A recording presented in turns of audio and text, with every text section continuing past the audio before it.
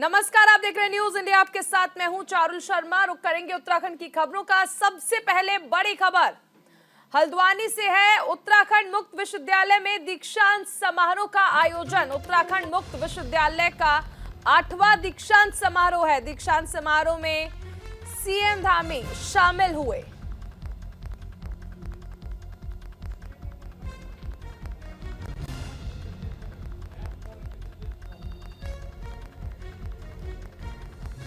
बड़ी खबर आपको बताई जा रही है।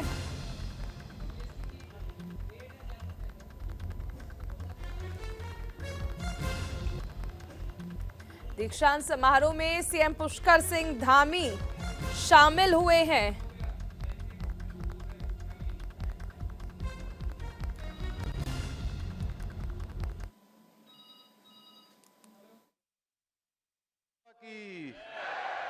गंगा मैया की, गंगा मैया की। वेद विज्ञान संस्कृति महाकुंभ महर्षि दयानंद सरस्वती जी की 200वीं जयंती तथा अमर हुतात्मा स्वामी श्रद्धानंद जी के बलिदान दिवस के अवसर पर आज के इस बहुत ही, मैं कहूँ, गरिमामयी कार्यक्रम में आज के मुख्य अतिथि महामहिम उपराष्ट्रपति आदरणीय जगदीप धनखड़ जी,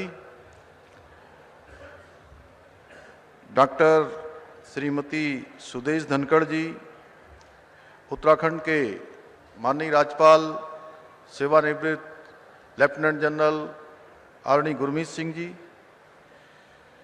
डॉक्टर सत्यपाल जी, माननीय सांसद बागपत एवं कुलाधिपति गुरुकुल कांगड़ी विश्वविद्यालय, सोमदेव शतांशु जी, कुलपति गुरुकुल कांगड़ी, और इस कार्यक्रम में उपस्थित हमारे सभी आए हुए हमारे जनप्रतिनिधिगण, आदरणीय मदन कौशिक जी, आदरणीय प्रदीप बत्रा जी, आदरणीय आदेश चौहान जी, स्वामी यतीश्वरानंद जी, संजय गुप्ता जी, सुरेश राठौर जी, मनोज गर्ग जी एवं सभी हमारे। उधर लक्सर में कांग्रेस सेवा दल की 1 दिवसीय कार्यशाला का आयोजन किया गया, जिसमें 2024 लोकसभा चुनाव के लिए कांग्रेस की रणनीति बनी है और कार्यकर्ताओं में चुनाव जीतने का जोश भर गया। वहीं पूरे प्रदेश में कांग्रेस कार्यशालाएं और जनसंपर्क अभियान चला रही है।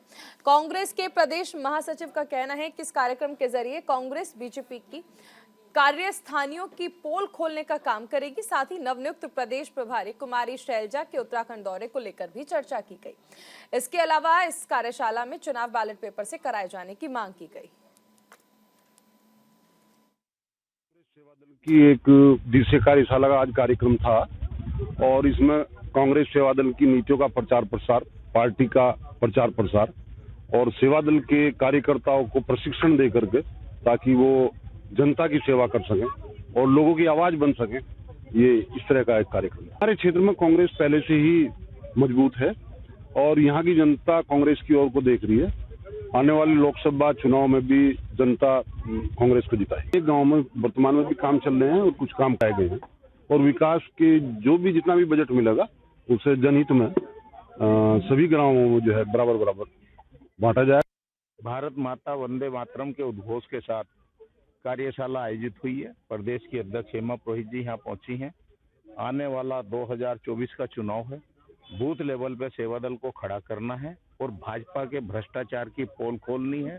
जो ये लोगों को लड़ाने का काम करते हैं उसकी पोल खोलनी है और जो इनका दोहरा चरित्र है उसका खुलासा करना है। सबको मिलकर के आगे बढ़ाना है, कांग्रेस को लाना है। ये लोकतंत्र की सरासर हत्या है। आम जन सांसद को में अपनी आवाज उठाने के लिए उनको संसद में भेजता है और उनको यदि निलंबन कर दिया जाता है तो ये सांसदों का निलंबन नहीं, आम जनता की आवाज का हनन है। उसको दबाने का काम ये भाजपा कर रही है, जो कि घोर निंदनीय है।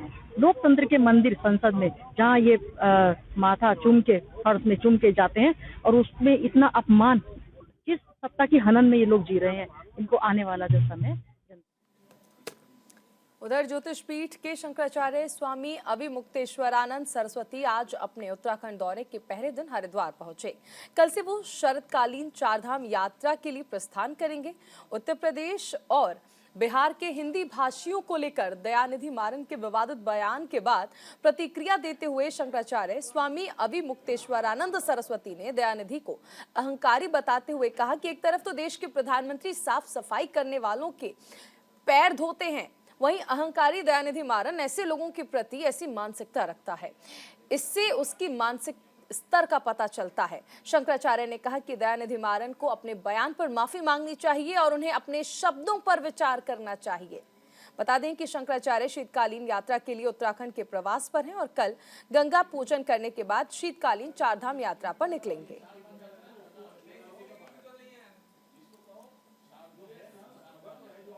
हल्द्वानी में सीएम पुष्कर सिंह धामी इस वक्त क्या कह रहे हैं, सुनाते हैं आपको।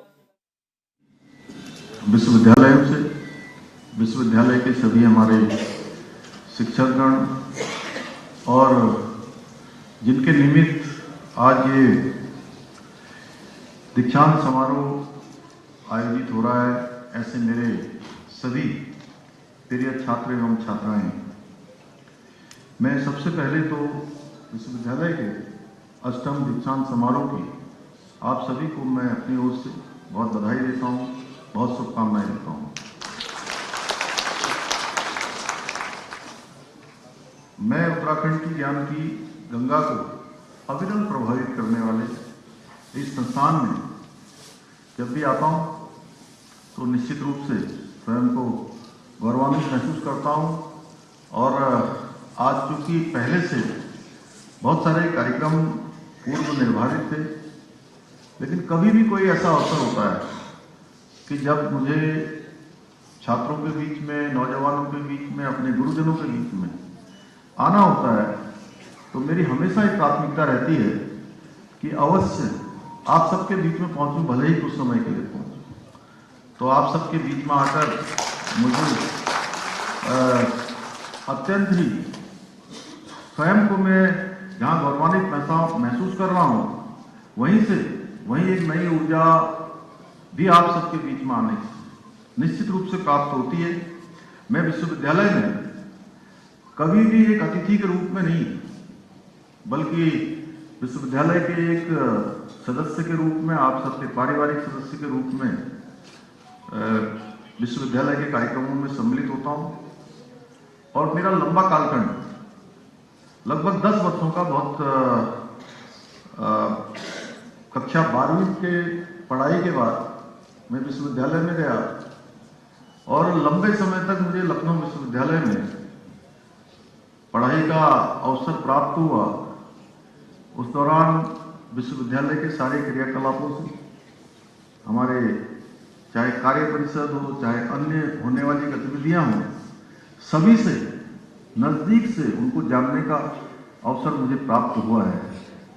इस नाते में जब भी आप सबके बीच में आता हूं तो सच बताऊं तो एक दिन पहले से मुझे लगने लगता है, शास्त्री जी हंस रहे हैं, तो एक दिन पहले से लगने लगता है कि मुझे आज छात्रों के बीच में जाना है, आज विश्वविद्यालय में जाना है।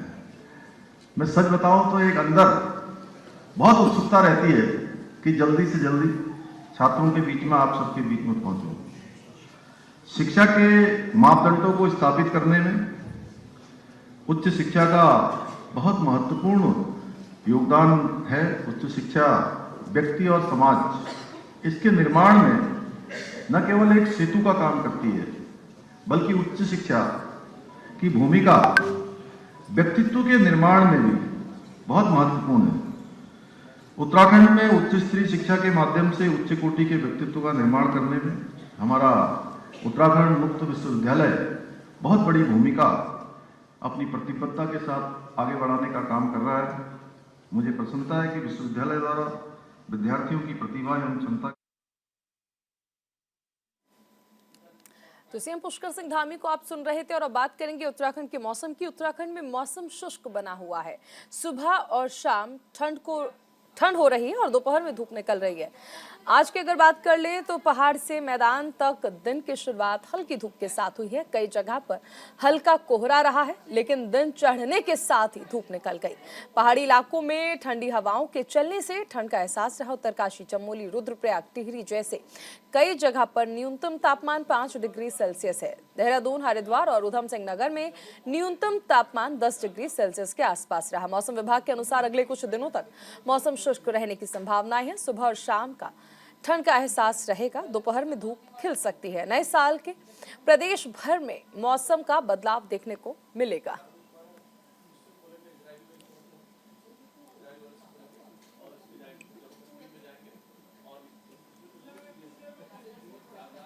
हमारे साथ सहयोगी संजय पुंडीर बने हुए हैं। संजय, मौसम जो है वो शुष्क बना हुआ है, सुबह शाम की ठंड है, लेकिन पहाड़ों पर हो रही बर्फबारी ने मैदानी इलाकों में ठंड जरूर बढ़ा दी है। निश्चित तौर पर चारों लगातार हम देख रहे हैं अब पहाड़ पे लगातार जिसका मैदानी जिलों में भी देख रहा है। हालांकि बीते दिनों से लगातार अगर मैदानी बात तो यह है वो परेशानियों का सामना कर रहे हैं। जो लोग तनाव के सहारे अपनी सुबह और शाम गुजार रहे हैं। इस तरह पहाड़ी जिलों की बात की जाए तो हम लगातार देख रहे हैं कि 3000 फीट से ऊंचाई वाले पर बर्फबारी हो रही है, जिसको लेकर मौसम विभाग ने चेतावनी जारी की कि इसके चलते कोहरा भी छाया रह सकता है, जिसको लेकर सावधानी भी बरतने की जरूरत है। हालांकि इसको लेकर समय समय पर मौसम विभाग तो लोगों को अपडेट दे रहा है, लोगों को ये कह रहा है कि आप सावधानी बरतें। जब कोहरा बढ़ जाता है तो उसके कारण कई दुर्घटनाएं भी हो जाती है। चारू बिल्कुल संजय, ये भी समझना चाहेंगे कि फिलहाल देखिए अब नया साल आ रहा है और ऐसे में पर्यटक जो है वहां पर पहुंचेंगे। मौसम विभाग की ओर से क्या अलर्ट जारी किया गया है और उसके साथ ही प्रशासनिक व्यवस्थाएं कैसी हैं?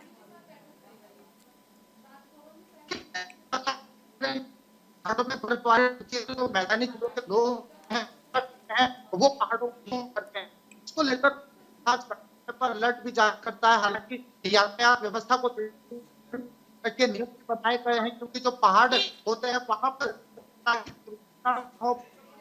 लोग जाते हैं तो वहां हादसे के शिकार भी हो जाते हैं।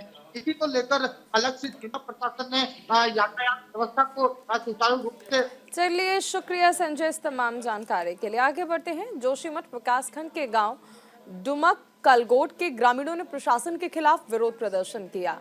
मंगलवार को गांव में ही मशाल जुलूस निकाला गया। ग्रामीणों ने इस विरोध की वजह सड़कों का निर्माण न होना बताया है। गांव को जोड़ने वाली सड़कों पर अभी तक निर्माण कार्य शुरू नहीं हुआ है, जिस वजह से ग्रामीणों को आज भी 15 किलोमीटर पैदल चलकर जाना पड़ता है। इस बाबत शासन प्रशासन से कई बार बातचीत की गई है, लेकिन प्रशासन सुध नहीं लेता है। ग्रामीणों ने जल्द से जल्द सड़क का काम पूरा न होने पर जिला स्तरीय आंदोलन करने का ऐलान किया।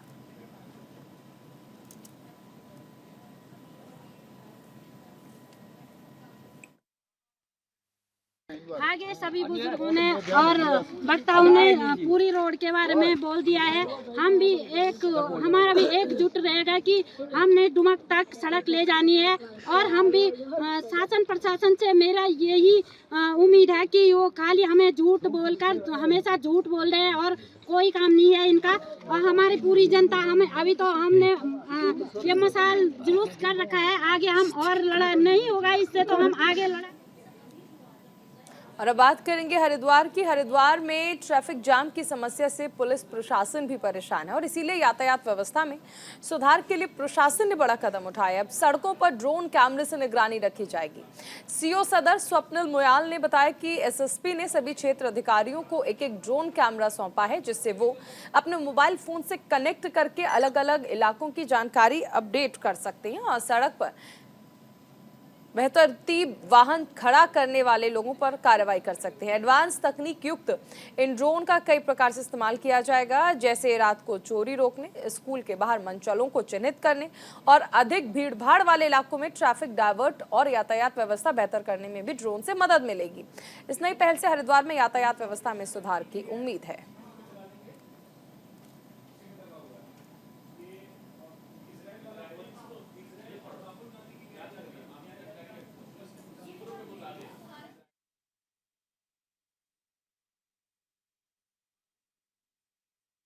नेतृत्व में एक ये नई पहल की है। इसमें हर सीईओ को, जो सिटी के क्षेत्र के सीईओज हैं, उनको एक एक ड्रोन अलॉट किया गया है। इस ड्रोन को हम अपने मोबाइल से कनेक्ट करके और इसमें लाइव फीड ले सकते हैं। जैसे कि शाम को पीट बाज़ार में मैं इसको यूज़ करता हूँ, जहाँ पे ज़्यादातर मोटरसाइकिल चोरी होती हैं, या फिर ट्रैफिक का नियंत्रण करने के लिए कि कहाँ पे ट्रैफिक ज़्यादा है, कहाँ पे ट्रैफिक कम है। इस तरह की एक्टिविटीज़ देखने के लिए हम लोग इसको यूज़ कर सकते हैं। जैसे 5 से 6 बजे के आसपास यहाँ पे राजा बिस्कुट चौक पे काफ़ी भीड़ रहती है, तो हमने इस ड्रोन को यहाँ पे सेट कर रखा है ताकि। उधर रुड़की के मंगलौर में बीते दिन एक महिला का शव बरामद हुआ। शव को देखने के बाद परिजनों ने पुलिस को तहरीर दी। फिलहाल पुलिस ने शव को पोस्टमार्टम के लिए भेज दिया। इस मामले में परिजनों ने महिला के सौतेले बेटे पर हत्या का आरोप लगाया है, लेकिन पुलिस अभी भी कुछ कहने से इनकार कर रही है।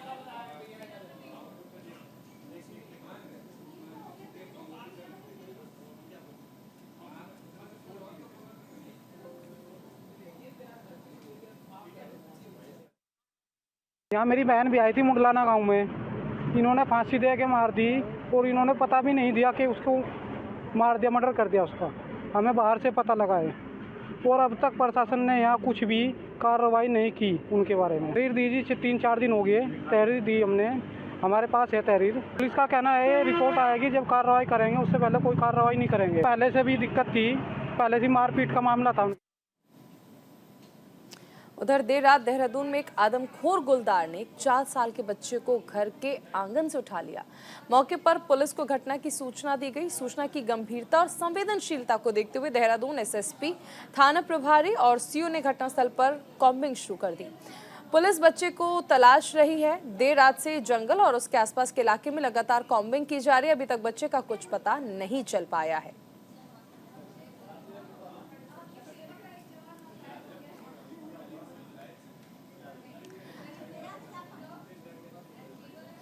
तो ये आपने देखा कि किस तरह से कॉम्बिंग की जा रही है। आगे बढ़ते हैं और खबर लक्सर से है, जहां पर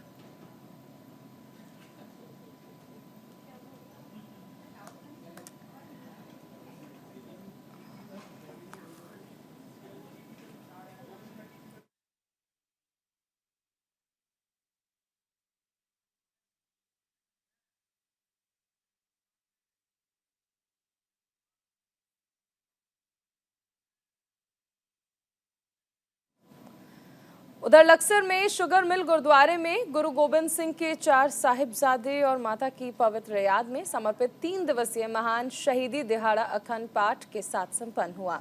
इस मौके पर हजूरी रागी जत्था भाई महेंद्र सिंह ने सुंदर भजन कीर्तन किया। साथ ही ढाडी जत्थे भाई हरनेक सिंह बुलंदा, रागी जत्थे भाई मंजीत सिंह और रागी जत्थे भाई जसकरण सिंह की ओर से नामरस, शबद कीर्तन और गुरमत विचार कथा के साथ संगत को इतिहास के बारे में जागरूक किया गया। वाहिगुरु जी का खालसा, वाहिगुरु जी की फतेह। ਅੱਜ ਦਾ ਇਹ ਮਹਾਨ ਸ਼ਹੀਦੀ ਦਿਹਾੜਾ ਸਾਹਿਬ ਸ੍ਰੀ ਗੁਰੂ ਗੋਬਿੰਦ ਸਿੰਘ ਜੀ ਦੀ ਮਾਤਾ ਗੁਜਰ ਕੌਰ ਜੀ ਅਤੇ ਉਹਨਾਂ ਦੇ ਚਾਰੇ ਸਾਹਿਬਜ਼ਾਦਿਆਂ ਦੀ ਸ਼ਹਾਦਤ ਨੂੰ ਸਮਰਪਿਤ ਹੈਗਾ, ਜਿਨ੍ਹਾਂ ਨੇ ਸਨਾਤਨ ਧਰਮ ਦੀ ਰੱਖਿਆ ਲਈ ਤੇ ਇਨਸਾਨੀਅਤ ਦੀ ਰੱਖਿਆ ਲਈ ਆਪਣਾ ਸਰਵਸਵ ਕੁਰਬਾਨ ਕਰਤਾ। ਇਸ ਇੱਕ ਹਫ਼ਤੇ ਦੇ ਦੌਰਾਨ 21 ਦਸੰਬਰ ਤੋਂ ਲੈ ਕੇ 28 ਦਸੰਬਰ ਤੱਕ ਸਾਹਿਬ ਗੁਰੂ ਗੋਬਿੰਦ ਸਿੰਘ ਮਹਾਰਾਜ ਜੀ ਦਾ ਪੂਰਾ ਪਰਿਵਾਰ ਇਨਸਾਨੀਅਤ ਦੇ ਨਾਤੇ ਇਨਸਾਨੀਅਤ ਦੀ ਰੱਖਿਆ ਕਰਨ ਲਈ ਆਪਣੀ ਸਰਵਸ ਕੁਰਬਾਨ ਕਰਕੇ ਉਹਨਾਂ ਨੇ। श्री गुरु गोबिंद सिंह जी महाराज जी के 4 साहिबजादे और माता गुजर कौर जी की शहीदी दिवस को समर्पित महान शहीदी दिहाड़ा लक्सर गुरुद्वारा साहिब में साहिबजादा अजीत सिंह सेवा सोसाइटी व समूह साथ संगत के सहयोग से मनाया जा रहा है। हर वर्ष की भांति इस वर्ष भी भारत से आए रागी जत्थे संगत को कीर्तन से निहाल कर रहे हैं। वे लंगर का। और इसी के साथ इस बुलेटिन में फिलहाल इतना ही। आप बने रहिए न्यूज़ इंडिया के साथ।